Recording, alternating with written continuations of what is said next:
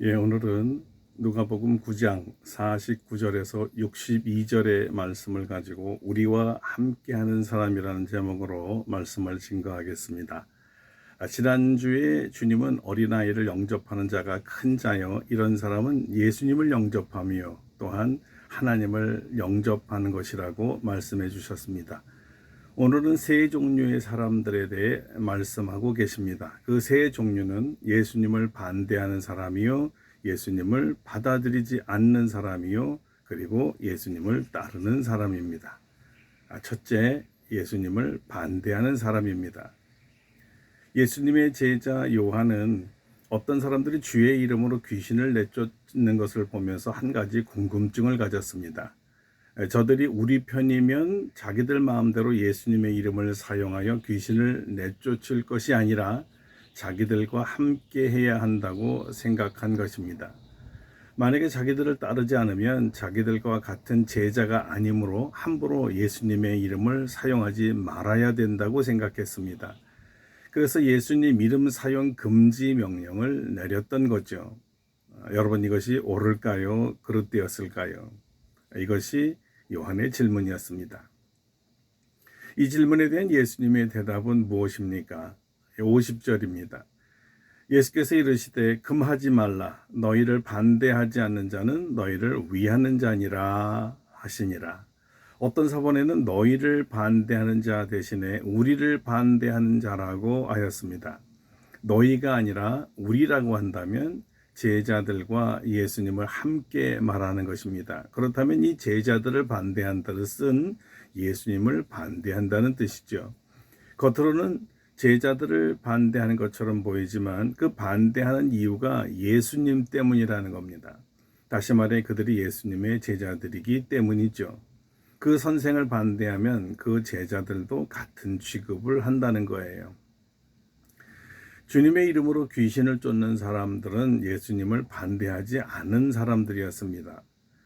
예수님을 반대했다면 주님의 이름을 사용할 리가 없습니다. 오히려 그 이름의 능력을 알고 경험하고 사용한다는 것은 주님을 따르며 존경한다는 뜻이지요.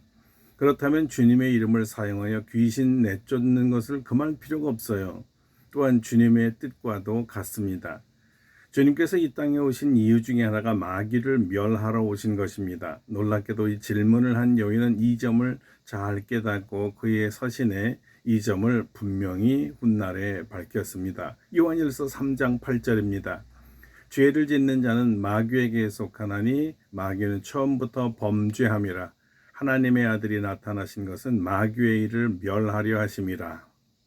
그러니까 어떤 사람이 주님의 이름으로 귀신을 쫓아내는 것이 잘한 일입니까? 못한 일입니까? 잘한 일입니다.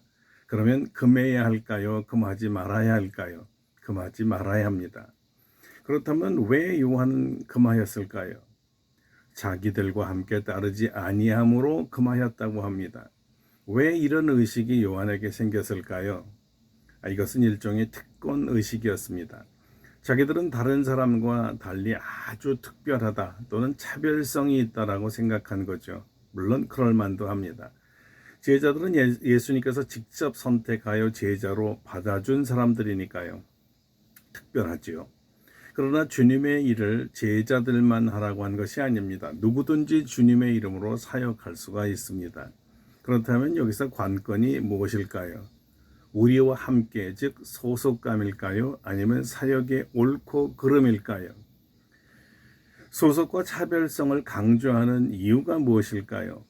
서열과 기득권을 말하는 것이죠. 자기들과 함께라는 말에는 자기들 밑에라는 뉘앙스를 풍기고 있습니다. 자기들 수하에 들어와 순종을 배우고 섬김을 배우고 사역하라는 겁니다. 그러나 주님은 바른 목적을 가지고 바르게 사용하면 주님을 위한 일이지 주님을 반대하는 일이 아니라고 하십니다. 누구든지 주님을 위한 일을 하는 사람은 적도 아니요 반대하는 사람도 아닙니다. 오히려 주님을 위한 사람입니다.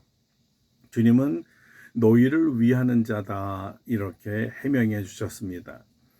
제자들의 사역을 덜어준 사람이거든요. 짐을 나눠준 사람들이고요. 오히려 경계해야 할 사람은 대놓고 주님의 이름을 모욕하고 제자들의 일에 방해를 하는 사람들이지요. 반대하지 않는 사람은 지지하는 사람입니다. 주님의 일에 반대하지 마세요. 주님을 반대하는 사람입니다. 주님을 위해 주님의 일에 지지하세요. 오늘 성경에 나오는 그 어떤 사람은 어떻게 보면 자원하여 주님이 원하는 일을 행한 사람입니다. 좋은 사람이에요. 그러니까 이들이 착한 일 하는 것을 금할 필요가 없습니다.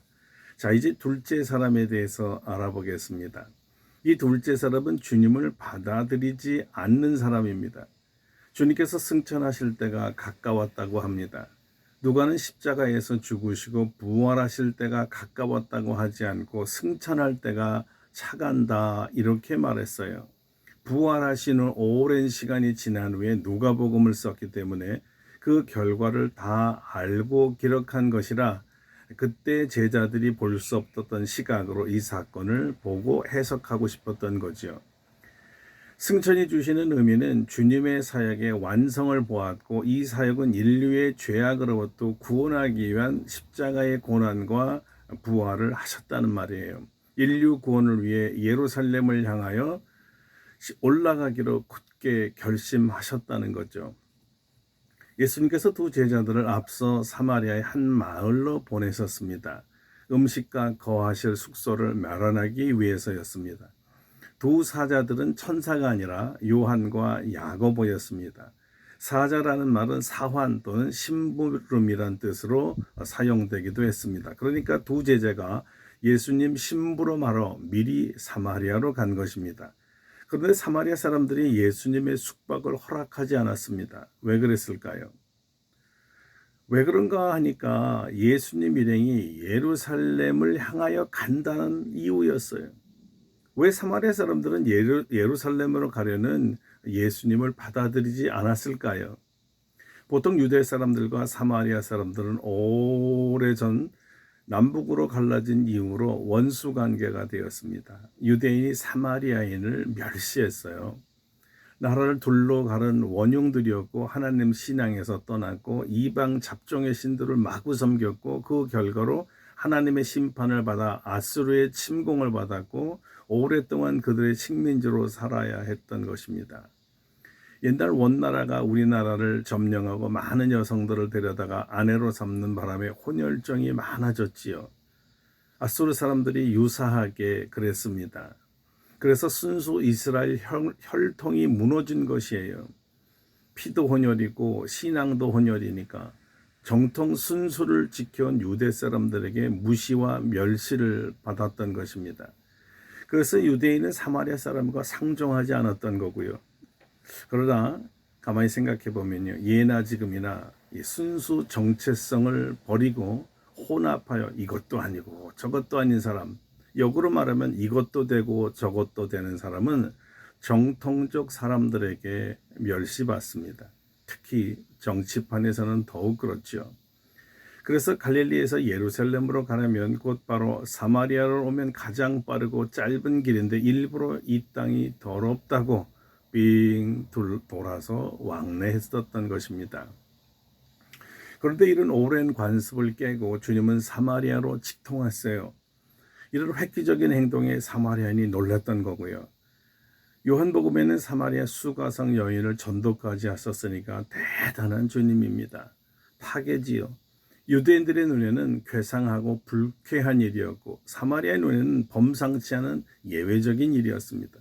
그런데 사마리아인들이 예수님의 일행이 순수히 자기들을 위해 온 것이 아니고 예루살렘으로 거쳐간다는 소리에 문전박대한 거예요. 그러면 그렇지 뭐 유대인인데 뭐 별 수 있겠어? 아이 그렇다면 우리가 숙소 줄 수 없지. 딴 데로 가보시오. 이렇게 주님을 문전박대했습니다. 주님을 받아들이지 않은 사람들입니다.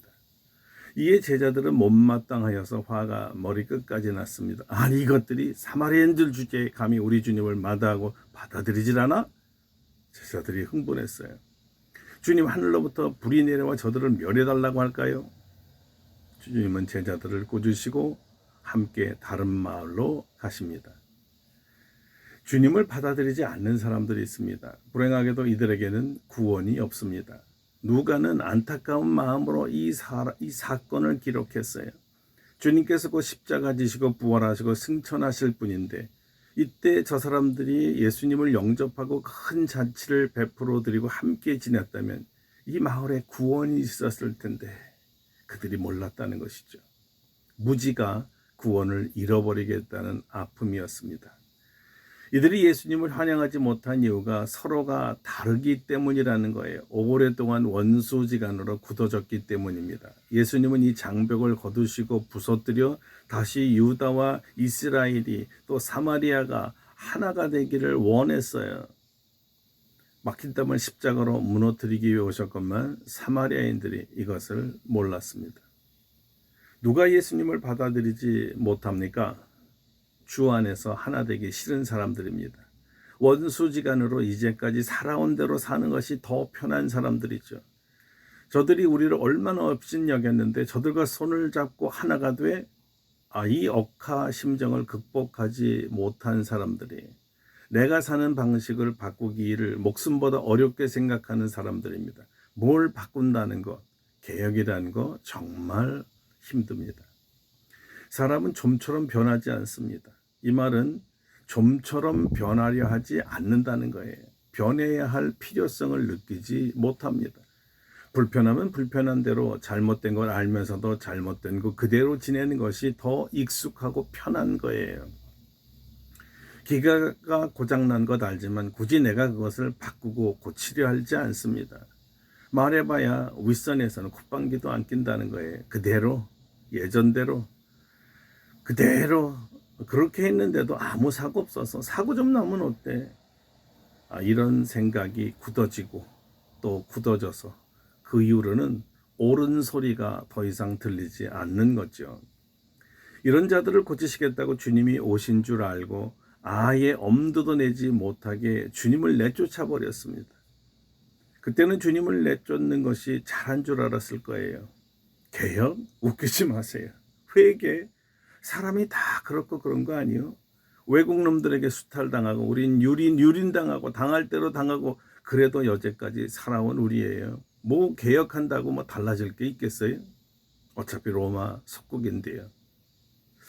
자, 여러분 잠깐 이렇게 생각해도 될 것 같은데 정말 이렇게 생각해도 되는 건가요?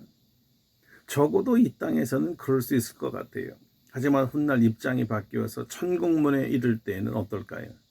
정말 잘한 거 맞았나요? 아니죠. 그들이 모르는 것이 하나 있었습니다.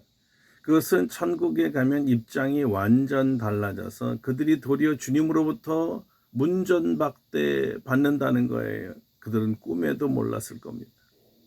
잠깐 숙박을 허락하고 선을 베풀고 주님을 받아들이고 환영했다면 영생을 축복 속에서 환영받으며 살았을 텐데 그러지 못했다는 게 누가의 아쉬움이었습니다. 여러분 주님을 받아들이세요. 내 생각과 다르더라도 주님을 영접하세요. 잠깐 사는 이 세상에서 주님을 모시면 영생을 주님께서 우리를 축복해 주십니다. 주님의 제자들에게 먹을 것 주세요. 천국에서 영생토록 신령한 음식을 먹을 겁니다. 자, 이제 세 번째 사람입니다. 이 세 번째 사람은 주님을 따르는 사람입니다. 어떤 제자처럼 반대는 하지 않았고 그렇다고 사마리아 사람처럼 문전박대를 하지 않았던 한 사람이 주님을 따르기를 원했습니다. 주님께서 어디로 가시든 따라가기 원했던 거죠. 주님의 대답이 뭡니까? 여우도 굴이 있고 공중에 새도 집이 있으되 인자는 머리 둘 곳이 없도다 하십니다. 무슨 뜻일까요? 너 이래도 따라오겠느냐? 나를 따라온다는 것은 자기를 부인하고 자기 십자가를 지고 날마다 따르는 것인데 할 수 있겠느냐? 이번엔 주님께서 다른 사람에게 명하세요. 나를 따르라. 그는 죽은 아버지를 장사하고 돌아와서 따르겠다고 합니다. 그러니 주님께서 죽은 자들로 자기의 죽은 자들을 장사하게 하고 너는 가서 하나님의 나라를 전파하라 하십니다. 자, 이제 세 번째 사람이 주님을 또 따르겠다고 하네요. 그러나 먼저 내 가족과 작별하고 오겠습니다 말하는 거예요. 주님께서 말씀하십니다. 손에 쟁기를 잡고 뒤를 돌아보는 자는 하나님의 나라에 합당하지 아니하니라. 세 사람 다 주님을 따르는데 성공했습니까? 하나는 주님을 따르는 길이 고난의 길인 줄 모르고 부귀영화를 누리는 줄만 알았다가 따르지 않았습니다. 하나는 죽은 자부터 장사하고 온다고 따라오지 않았지요. 또 하나는 가족과 이별한다고 가버렸습니다. 이 세 사람의 공통점이 뭡니까? 다 주님께 오지 않았다는 말입니다. 모두 저마다 주님을 따르지 못할 이유, 즉 핑계들이 있었습니다. 손에 쟁기를 잡고 뒤를 돌아보는 자는 예수님을 따를 수가 없는 거예요. 밭을 갈아야 하는데 마음이 딴 데가 있으니 밭이 똑바로 갈리겠어요? 오히려 밭을 망쳐서 다시 갈아야죠. 주님은 먼저 하나님의 나라와 의를 구하라고 하셨어요. 그러면 너희들이 지금 따르지 못할 이유, 먹을 것, 입을 것, 마실 것, 사람이 사는데 필요한 모든 거 다 채워주신다고 약속하셨어요. 주님을 따르지 못하는 이유가 있습니다. 다 의식주 문제예요. 주님보다 세상에 미련이 있는 자들 주님을 따르지 못합니다. 고난 때문이에요. 영광만 바라고 고난을 꺼리는 자들은 주님을 따르지 못합니다. 여러분, 이제 요즘 우리 한국 신앙 공동체를 한번 살펴보세요. 갈수록 주님을 따르려 하는 자가 적어져만 갑니다. 레저가 더 중요해요. 휴가가 더 중요하고요. 여행이 더 중요하고요. 사생활이 더 중요하고요. 사람이 더 중요해요. 이런 사람은 주님 따르기가 어렵습니다. 여러분은 어떤 사람입니까? 첫째 사람처럼 소리 없이 이름 없이 주님의 이름으로 주님의 사역을 하는 사람입니까? 둘째 사람처럼 오랜 반감과 반목으로 주님과 제자들을 환영하고 영접하기 싫은 사람입니까? 셋째 사람들처럼 이래저래 어려움과 고난이 싫어서 따르지 못하는 사람입니까? 아니면 찬송가 323장처럼 부름받아 나서님은 어디든지 가오리다 하며 주님을 따르는 사람입니까? 주님과 제자들을 반대하지 않고 위하는 사람들 되기를 바랍니다. 주님과 제자들을 받아들이는 사람 되기를 바랍니다. 주님과 함께 따르는 사람이 되기를 바랍니다. 주님을 따르는 우리와 함께하는 사람이 되기를 바랍니다. 주님과 함께 그리고 우리와 함께하는 분들을 예수님은 나의 제자, 주님의 제자라고 불렀습니다. 우리 아름답고 복된 교회 성도들 모두가 주님을 기꺼이 따르는 주님의 제자인 줄로 믿습니다. 기도하겠습니다. 하나님 아버지, 어떤 어려움이 있더라도 고난이 따르더라도 손해가 있을지라도 우리 주님을 가장 우선으로 섬기며 주님을 따르는 자가 되기를 원합니다. 주님을 반대하거나 주님을 거스리거나 문전박대하는 사람이 아니고 이런저런 핑계로 주님 섬기지 못하겠다, 따르지 못하겠다 하고 돌아가는 자들이 아니라 하나님의 나라와 의를 가장 먼저 구하는 자들이 되어 주님을 따르는 제자들 되게 하여 주시옵소서. 예수님의 이름으로 기도드립니다. 아멘.